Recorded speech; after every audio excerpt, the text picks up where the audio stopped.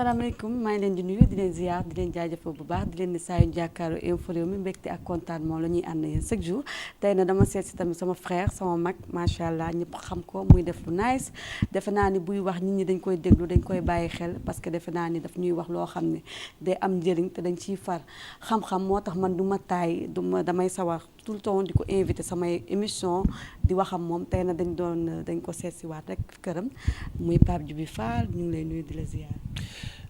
maa ngi lay dellu nuyu bu baax a baax di la ziar di nuyu aussi sa équipe bi nga àndal di kontaan trop si liggéey bi nga xamante ni yéen a ngi koy def maa ngi leen di suivre bu baax.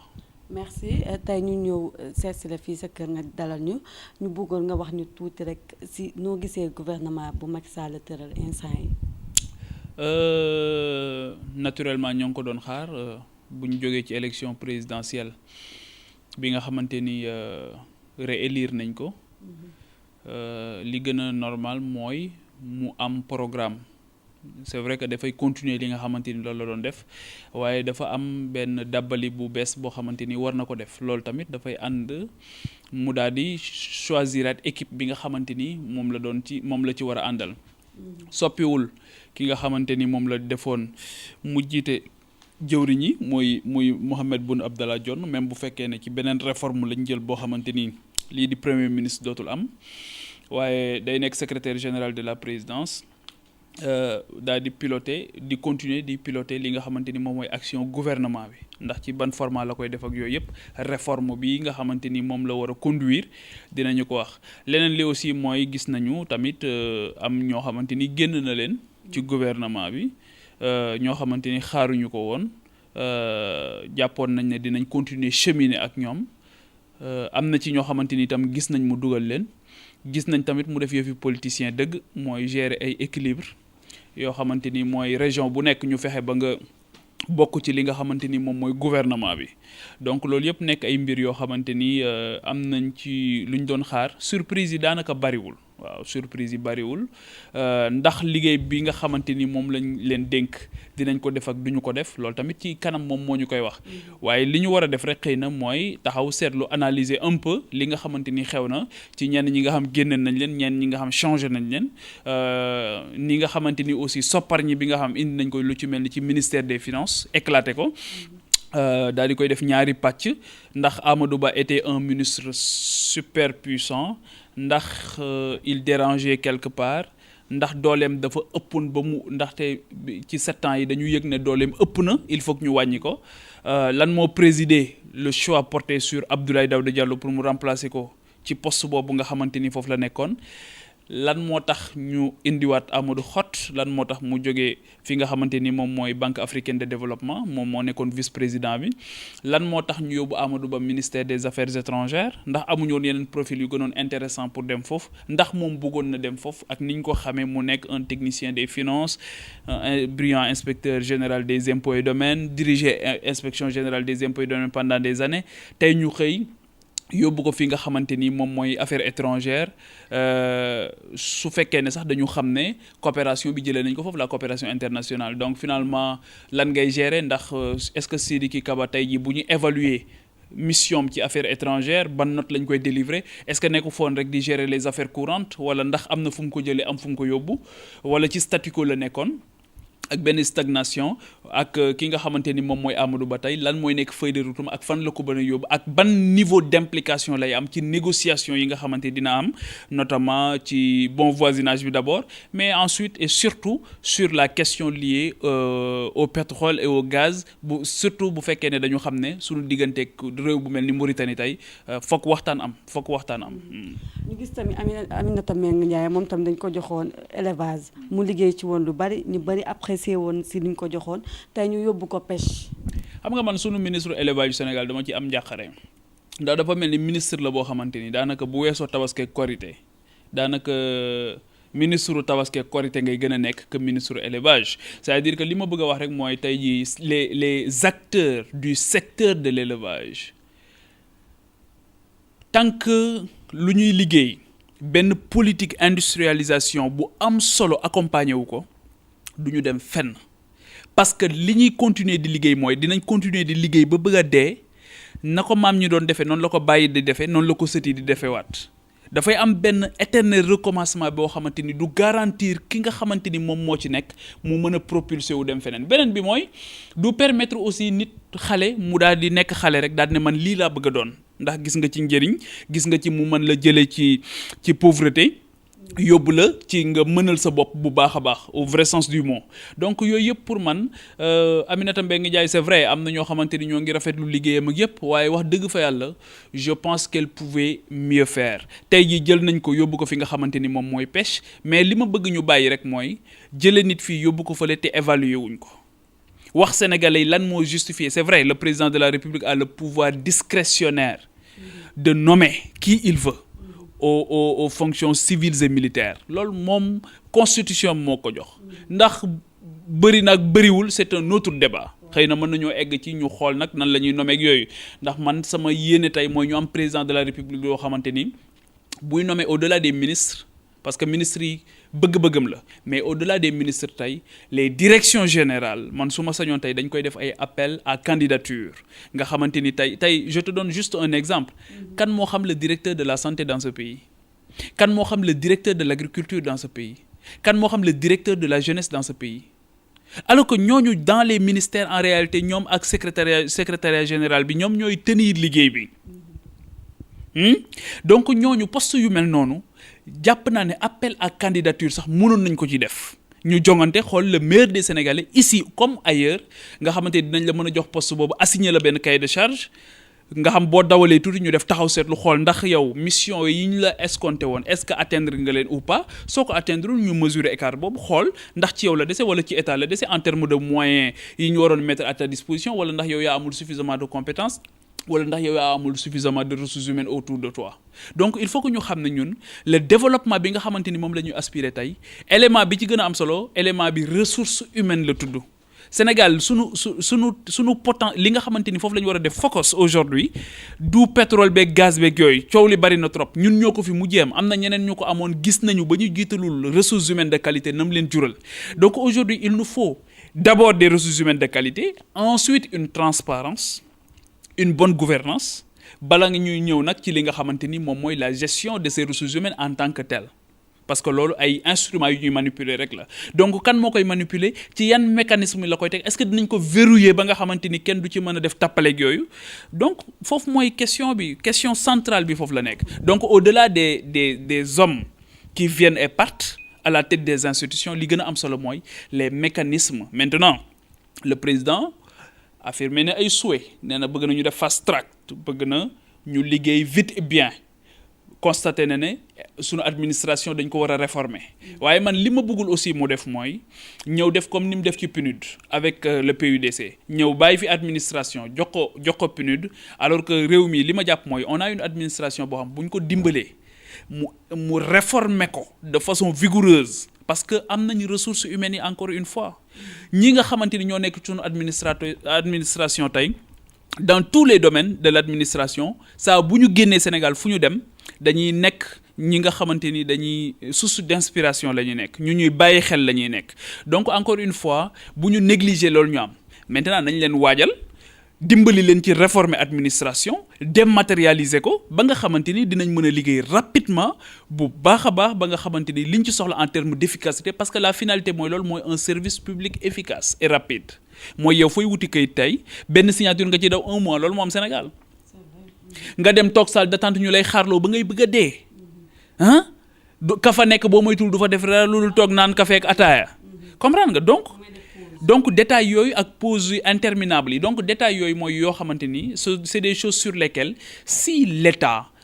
fait le focus sur ça ñu réformer l'administration de façon très poussée et profonde mais bien sûr de façon très progressive parce que aussi réformer pour réformer rek baaxul donc loolu pour man moo war a sous-tendre un développement économique et social harmonieux bu fekkee ne loolu la ñu bëgg. parce que ñu bari nee nañu Macky Sall bëggatul beneen mandat moo tax mu jël ci ñu ko jàppale ñu gën a gagné ay seen gox moo tax mu jox leen poste bu gën a mag bi. Macky c'est pas que bëggatul beneen mandat waratul am beneen mandat c'est pas que bëggatul. que mu bëgg que mu bañ ça loolu c'est waaw affaire bi mooy mënatul am beneen mandat du question loi du question texte du question dara président Macky Sall mënatul am beneen mandat gasi jeex na bii mooy dernier mandat am léegi nag ñun Afrique sunu malheur mooy sunu chef d'État yi le plus souvent ils savent pas terminer du ñu leen dimbali pour ñu jeexal Macky Sall fi mu ne nii ku ko bëgg da nga koy dimbali mu jeexal mandaam ci jàmm sunu borom dimbali ko defal ko tawféex mu def ay succès ci mandat bi ndaxte bu réussir Sénégalais yëpp dañ ciy sant kenn ñaanul mu échoué li ñuy ñaan mu réussir li ñuy ñaan mooy sécurité am Sénégal li ñuy ñaan mooy xale yi am liggéey li ñuy ñaan mooy mag ñi bu ñu feebaree mën a faju li ñuy ñaan mooy spécialité yi ci wàllu médecine ñu mën leen a am benn maillage national nga xam foo dem fekk leen fa Matam boo fa demee fekk fa say pédiatre Kolda boo fa demee fekk fa say gynécologue sapeur pompier yi les corps de défense et de sécurité ñu fexe ba nga xamante ni dinañu am jumtukaay yi nga xamante ni soxla nañ ko loolu aussi lu ma ñor la beneen bi aussi mooy képp koo xamante ni yaa ngi liggéeyloo nit la ca war nga def ko na nga ko war a defee parce que loolu mooy garantir la dignité humaine soo demee feneen sax li ñuy tudde SMIC di la ko fay dañuy xool ndax dina dëppoo avec les besoins élémentaires se nourrir se loger se vêtir donc ñoo ngi ñaan président de la république mu bàyyi xel loolu nga xamante ni recentrage bi muy wax sur les préoccupations des sénégalais recentrage bi mooy ñu régler la question du logement social ñëpp mënuñu tabax kër il faut que l'État accompagne ce dispositif il faut que l'État jàppale xale yi que nga am revenu que nga bañ a am revenu État war na mën a mettre dispositif boo xamante ni nit ki dina mën a am kër gu mu dëkk il faut que État accompagne nit ñi pour ñuy faju il faut que État gën a accompagner nit ñi pour ñuy jàng il faut que ñu xeex ñàkk jàng ci réew mi il faut que aussi ñu dimbali nit ñi ba saa bu ñu jàngee am métier il faut que aussi ñu industrialiser réew mi ba nga xamante ni wax dëgg fa yàlla université des métiers dina gën a nekk une réalité parce que taux de décrochage scolaire bi bari na waaye ginnaaw bu ñu bàyyee jàng nan lañ leen di def donc loolu mooy les grandes questions sur mais est-ce que yaakaar nga ni 5 ans bu muy toog est-ce que dina ko mën a liggéey dina mën a liggéey kenn sant ko mu def lépp yonent yi sax bu ñu ñëwee yàlla yónni leen bu ñuy dem dañ fiy bàyyee problème yu ñu dul régler li ñu lay ñaan mooy li nga war a def ko nga quitte avec ta conscience tu ne peux pas tout faire Macky Sall mënul def lépp day ñëw def dem yoonam bàyyi keneen ñëw def dem yoonam àdduna noonu la ko yàlla bindee léegi nag il faut que mu solliciter l'essentiel des ressources humaines de ce pays ñu ñëw jàppale ko ci li nga xamante ni dañ ko dénk moomu ko dañ ko dénk léegi loolu ñu ko dénk mu yor ko ñi ko dénk saa bu ñu ñëwee mën ko cee jàppale nañu dem jàppale ko ñu nawlonte joxante cër ñu commencer d'abord par consacrer le statut du chef de l'opposition nga xamante parce que constitution bi moom moo ko wax 20 mars 2016 su boobaa président de la république naturellement dina am koo xamante ni bu amee lu ko jaaxal ci réew mi dina ko woo ñoo toog waxtaan lan moo gën a rafet loolu ñu xool journal télévisé 20h RTS ñu gis président taxaw recevoir le chef de l'opposition mais Emmanuel Macron xoolal ni mu bañante ak Marine Le Pen nga xam ci divergence yu profonde la ñu ne te xool ko keroog ci affaire gilets jaunes yi daf ko recevoir ne ko lan nga ci xalaat yaa ngi dégg donc il faut que nañuy toog di waxtaan c'est important. ñu gis ni tam ñoo xam ne dañoo bàyyi woon fu ñu nekkoon ñëw ci élection yi ñu ñëw jàppale Macky Sall ku mel ni Aïssatou Tall Sall ak Moussa Sy gis nañ ni ñooñu ci poste bi gisuñu seen tour. waaw xam nga tamit ñoom aussi il faut que ñu conséquent xam nga président de la République dafa am lu ñuy wax une solitude constitutionnelle mooy dafa am wéetaay boo xamante ni constitution bu Sénégal moo ko nattoo mooy moom rek entre 4 murs ak conscience am mooy jël décision yi nga xamante ni moom la jàpp ne moo gën ci réew mi jàpp ne ñoom seen bokk ci gouvernement bi dafa jàpp ne baaxul ci réew mi gënul ci réew mi bokk mu jël ñeneen xëy na mën na baax sax waaye am na lu ko gën mu tànn la gën ci conscience am laa la wax de ci ne moo gën ci réew mi mu def ko conscience am la moom loolu moo dal xelam kenn mënu ko forcer lan la ñooñu waxante woon ak moom ba ñuy dem di ko jàppale waaw léegi ñoom nañ ñu génn wax kum ci naqari génnal wax sénégalais yi li nga waxante woon ak Macky Sall bi nga koy jàppale bu fekkee ni réew mi rek taxul woon. loolu am na solo mais yow ban analyse nga gis est-ce que yaakaar nga poste yu mu joxe yëpp amoon na ku mënoon ëppale wala ku mënoon wàcc tey boo doon def yow analyse looy def. xam nga Sénégal du gâteau bu ñuy partager. loolu aussi c'est important poste yi aussi gis naa ci benn ministre léegi bu ñu wonee ci internet bi ñi ko moom ci boppam mooy wax naan teraanga bi ñu ma defal teraanga bi ñu ma defal teraanga bi ñu ma defal on a une conception assez bizarre du pouvoir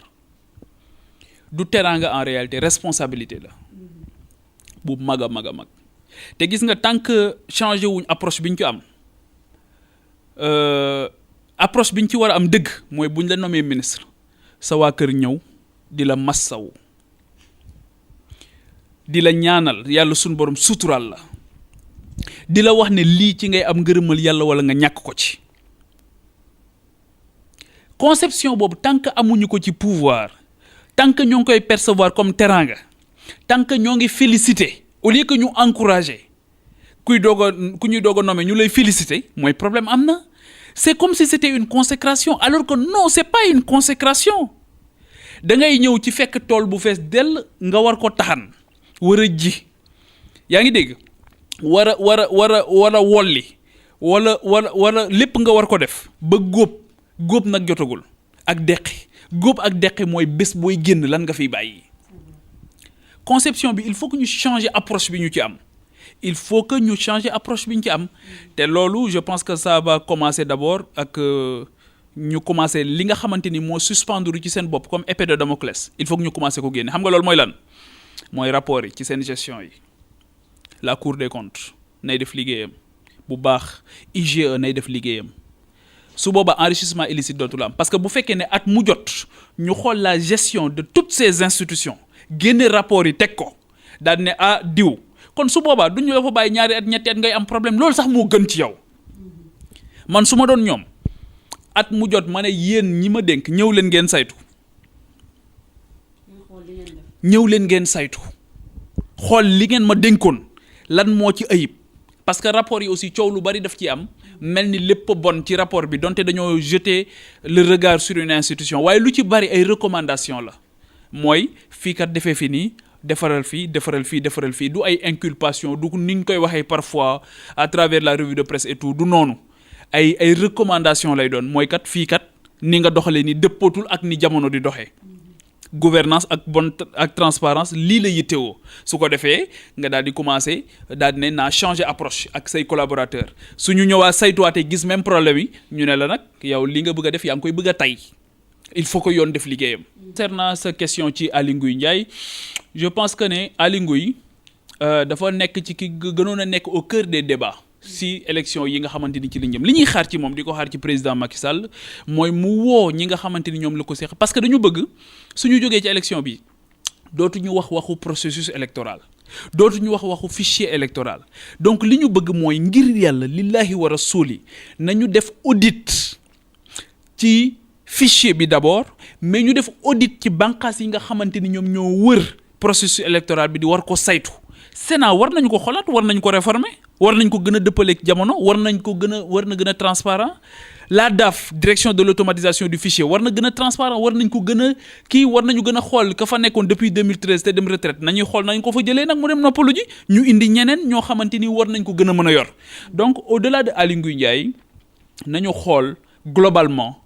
le système xam nga Aly Ngouille kenn la rek c'est un élément parmi un système donc système bi yëpp la ñu war a xool nan lañ koy càmbare gën ko évoluer wax dëgg fa yàlla def ay jéego ba coow yi ñu amoon ci élection yi ñu jàll kenn dootu ko am parce que le climat de suspicion aujourd'hui est réel et vif entre les acteurs politiques